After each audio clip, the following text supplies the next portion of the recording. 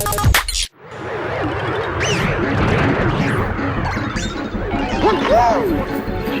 he seems kind of different somehow. Come on, we've got to help him.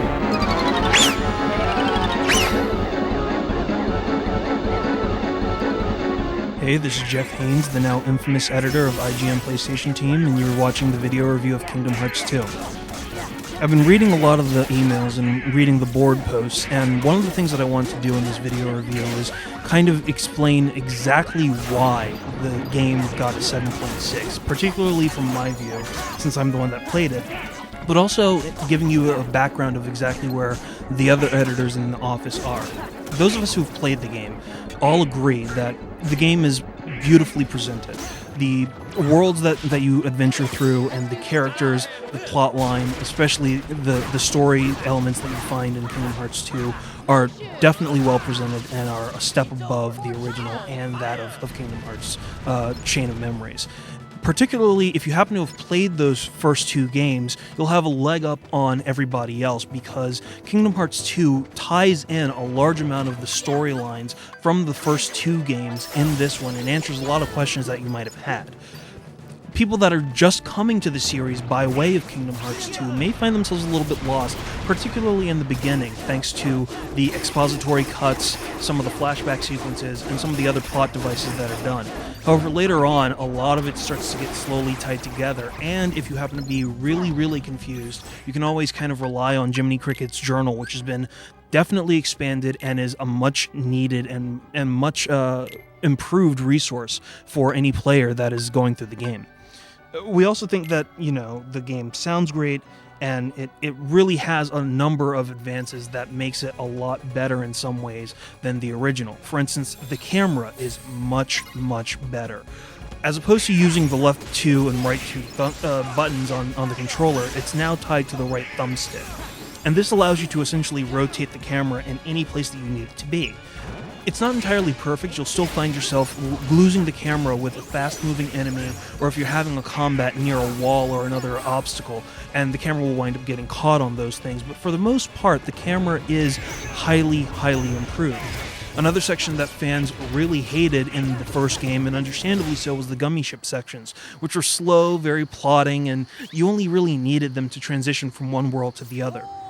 In Kingdom Hearts 2, it's really been revamped with a Panzer Dragoon-style feel to the gameplay. In that sense, you have a much faster-paced, action-packed sequence where you are literally fighting against a large amount of ships, gun emplacements, bosses, and other objects that are essentially being thrown at you. Fortunately, you can paint a large number of targets with homing missiles. You can have the option to get teeny ships, which are little side helpers that add to your firepower. And it's actually a way of building up your stockpiles to improve your ship. So it's kind of a nice little additional side quest if you find yourself getting a little bit bored with the main story. Unfortunately, there's one thing with the game that kind of becomes very, very dull and very, very straightforward. And this is one of the things that have been posted on the boards. I understand that a lot of people have been saying that the original was full of button mashing. I understand that, I know it. This one still has essentially the same features. However, the reason why it's a lot more focused on the button mashing than the first quest is because the first quest you actually needed magic or summons to help you out with certain bosses, like Ursula or the Trick Master, to weaken them or to give yourself an easier time. You don't need that in this game. In fact, you can literally just pound on the X button from the opening sequence through the end boss and never ever have to use any offensive magic, any summons, any limits, or any drive attacks once. This brings me to a very important point, which is that the game does not scale its difficulty level the farther along in the game as you go. At the beginning, you have the ability to commit maybe 3-hit combos at the best. By the end of the game, however, you're committing at least 6 to 8-hit combos on every single attack, plus potentially adding area damage effect to any enemy around you.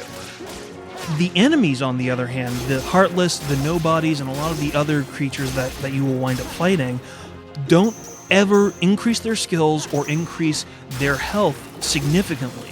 So you're essentially slaughtering hundreds and hundreds of enemies with very little effort. This also brings me to one of the other points that I haven't really seen addressed in emails or on the boards, which is that this is supposed to be an action RPG.